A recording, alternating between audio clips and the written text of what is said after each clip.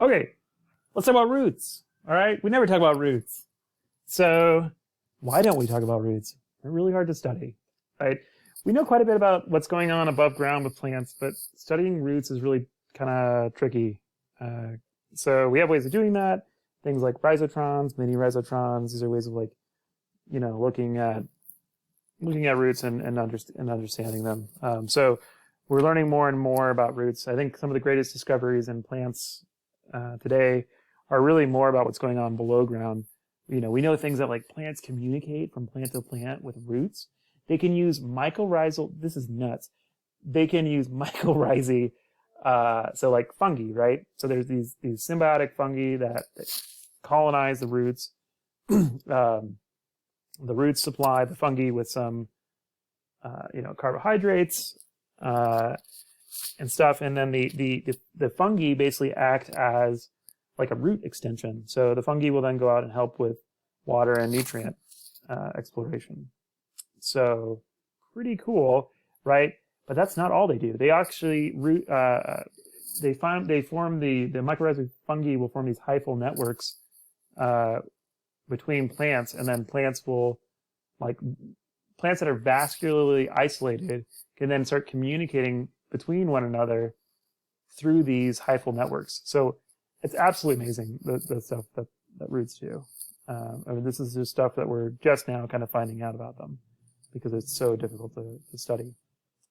So anyways, with grapevines, generally, like I said, they're grafted, but they're not always grafted. If you go to Washington State, most of Washington State is own-rooted because they really don't have that much phylloxera there.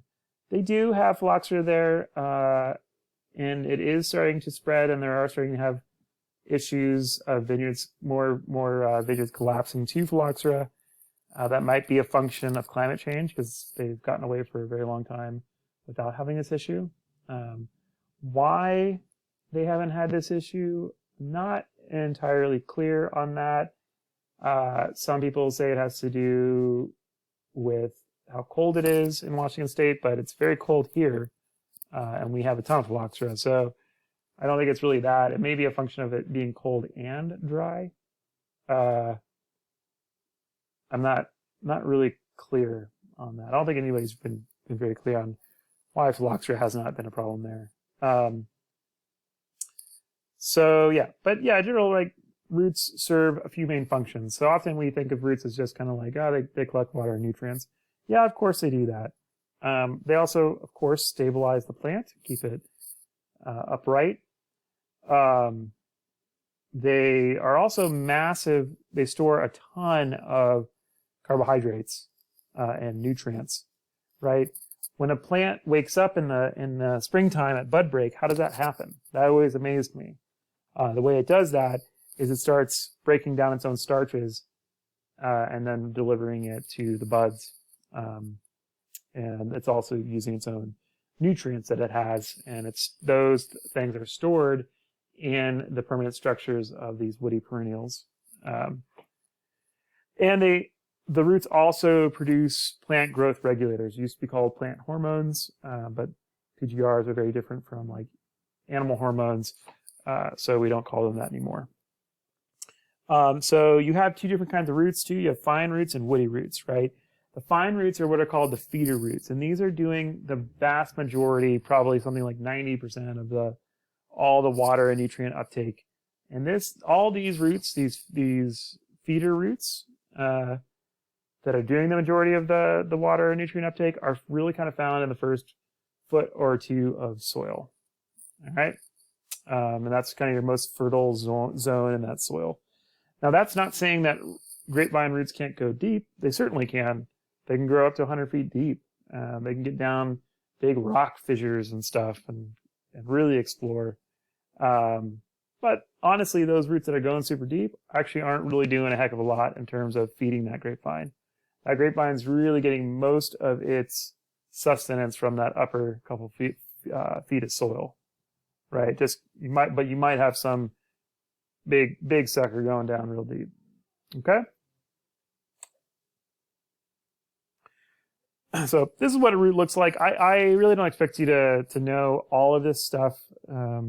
This is kind of more for like a anatomy and physiology course. I just think it's kind of neat to look at them and see how they look up close.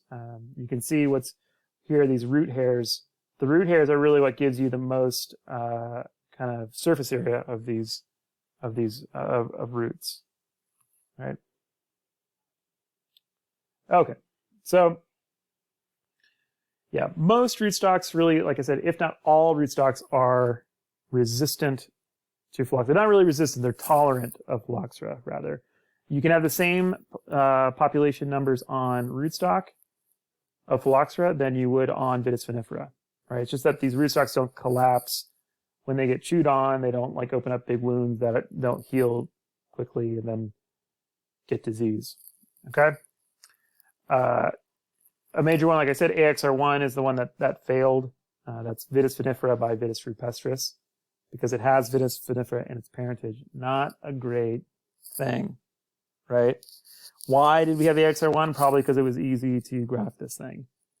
With Vitis vinifera in its parentage, getting this thing grafted onto a Vitis vinifera scion, like you're going to get 100% take basically when you do that. So it's very simple. Now we really don't have Vitis vinifera, Vitis vinifera in the rootstock parents that we use in our industry.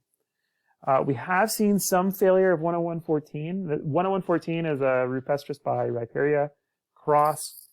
It's extremely popular. It's one of the top, 5 rootstocks in the United States. So we did see it fail in Napa, which is concerning. But it was a really unusual site, and it was very wet. That soil was super wet. So the rootstock was really under other pressure, and then it failed to phylloxera. All right. So like I said, North American species are tolerant, but they're not immune to phylloxera. So this is from an Oregon. This is a kind of a wine industry magazine in Oregon. There was a vineyard that was sold, and it was own rooted. So Vitis vinifera on their own roots. And they said, a relative rarity today, residence vineyard is self-rooted, own-rooted. And then somebody noted how it's well protected from phylloxera, given that surrounding vineyards are grafted to resistant rootstocks. So remember, they're not actually resistant, they're tolerant rootstocks, and we can have the same levels of population on those rootstocks that we would on vinifera, okay? So there still could be, and probably is, a ton of phylloxera, or at the adjacent vineyards, and it will at some point probably move into that vineyard. And I know that they did actually expand this vineyard, and they expanded using rootstocks because that risk is so great. So these are the number of things we use it for. I already mentioned some of these things, but nematode and family resistance. These often go hand in hand. Again, this mostly comes from Muscadinia rotundifolia parentage. Lime tolerance. So things like Vitis berlandieri is quite lime tolerant. So we might use those. Influence on phenology and crop maturity, right? So like I said, Rhiparia gloire will often advance maturity relative to the other rootstocks. Influence on vine vigor as well. Vitis berlandieri relative to RG, Rhiparia gloire. Berlandieri is going to be probably confer a little more vigor on that grapevine than RG. Drought tolerance and salt tolerance. Again, these often go hand in hand because where you have drought, you have salts. Magnesium tolerance as well. Sometimes we have high magnesium soils. Serpentine soils, these are quite rare. The pHs of those soils can be like 8 sometimes, so very alkaline. We find them in areas of like Roseburg, Oregon, Southern Oregon. You find some in Napa. So there are things like 1103P, I think is actually quite good at dealing with these high mag soils. Waterlogging issues as well. If you're in really wet soils, there are some roots that can kind of deal with wet feet and kind of be a little more resistant to things like root rots. And also like potassium exclusion. So if you're in Virginia, they have many soils that are high in potassium, and they can end up with wines that have high pHs because of the high potassium. So maybe using a rootstock with some Berlandieri in the parentage can help you because it can exclude the potassium, okay? So these are the kinds of decisions you're going to have to make as part of your project. Yeah, so the mature grapevines do have a lot of root surface area. There's generally more there's more in the bottom of the ground than you'll see in the top of the ground, okay? But root surface area is kind of directly related to what you see above the ground as well. So if you have a small root surface area, you're going to have a smaller vine. So we can use things like root restriction to like put plant vines in porous root bags to limit vine growth. I'm going to skip past some of this stuff because you really don't need to know like cambium layer, this kind of stuff. This is kind of more stuff you should know for a physiology course. But what you should know is that roots are hydrotropic and gravitropic, meaning they try to find water. So say, first of all, they're kind of gravitropic. So the roots are going to go downward basically until they find water, and then they're just going to kind of hang out in that zone. Why would a root expend energy just to go completely down, right? They're not going to do that. So they don't. So like here in the Northeast, you get 4 inches of rain a month during the growing season. The roots really aren't traveling farther down than about 2 to maybe 3 feet in the soil. They really don't go beyond 3 feet because why would they? Why would they expend energy if they don't really need to? Yeah, woody roots, those big ones that go deep, they're generally kind of more like storage vessels of carbohydrates and nutrients.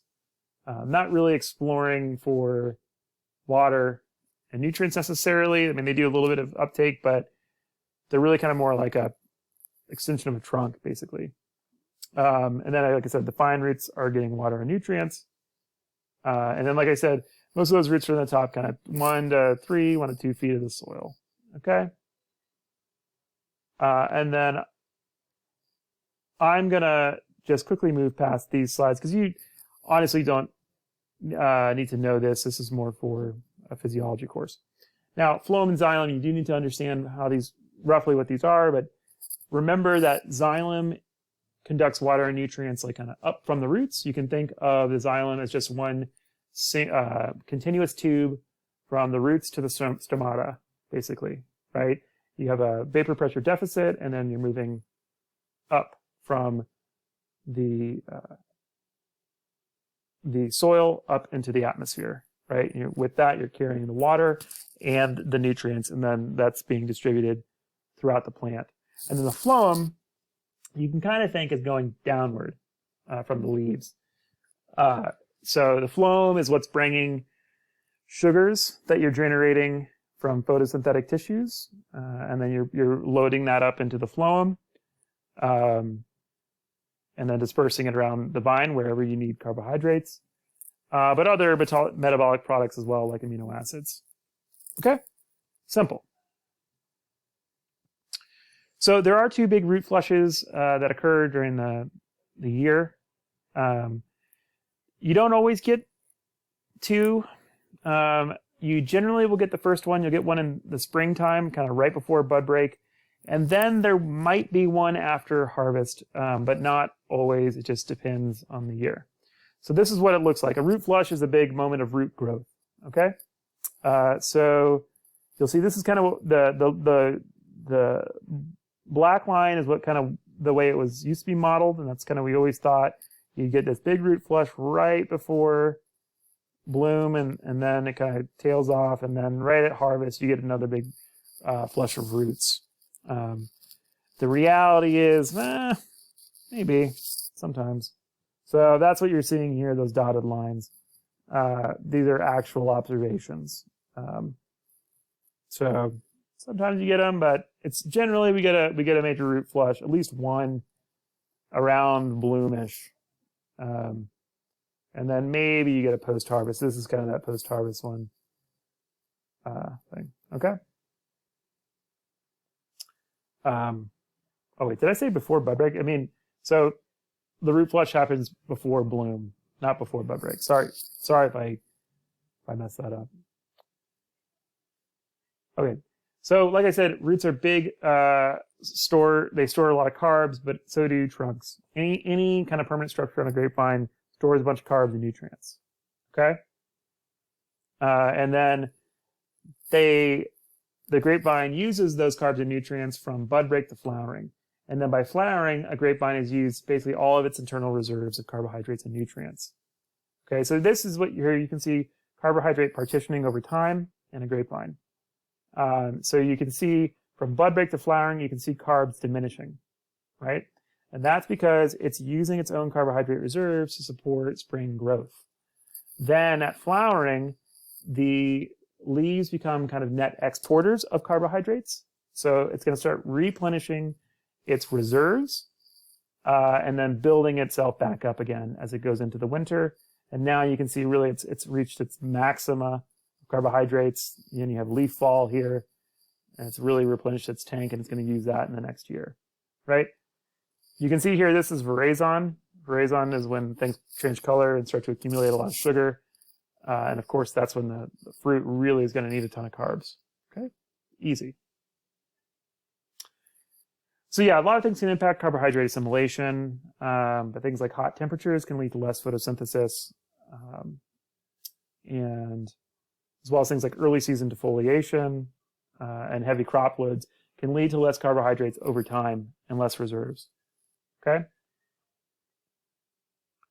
So this is a study, I believe this is New Zealand Sauvignon Blanc, where they did defoliation. So they had they defoliated vines. This was after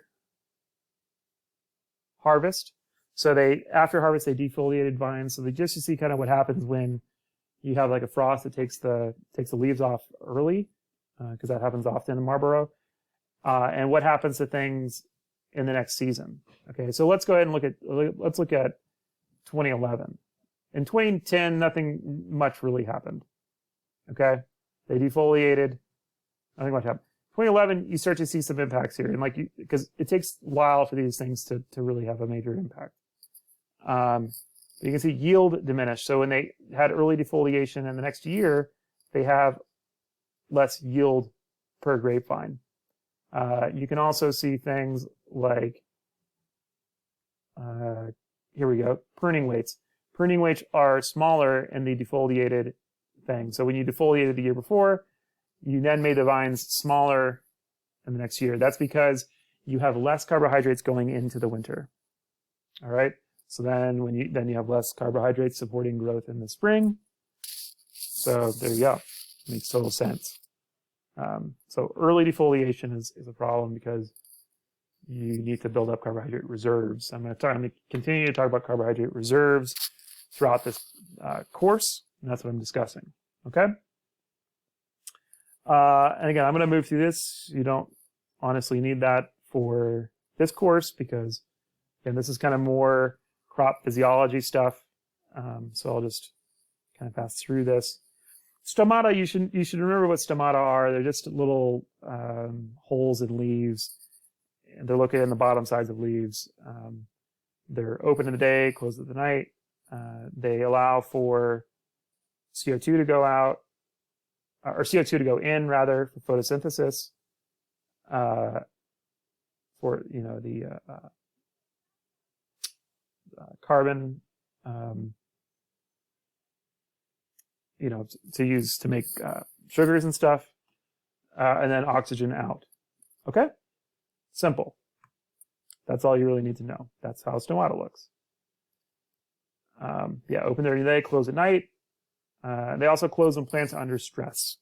So we use things like stomatal conductance meters to start to understand how stressed is a plant from things like water stress. Right? They also close in events of high wind as well as high temperature events, which is why kind of a leaf barometer like this, which is measuring how open the pores are, is not really a great tool to use for measuring water stress because it's impacted by all these other things. Okay, I'm going to move through these as well, and we're going to get into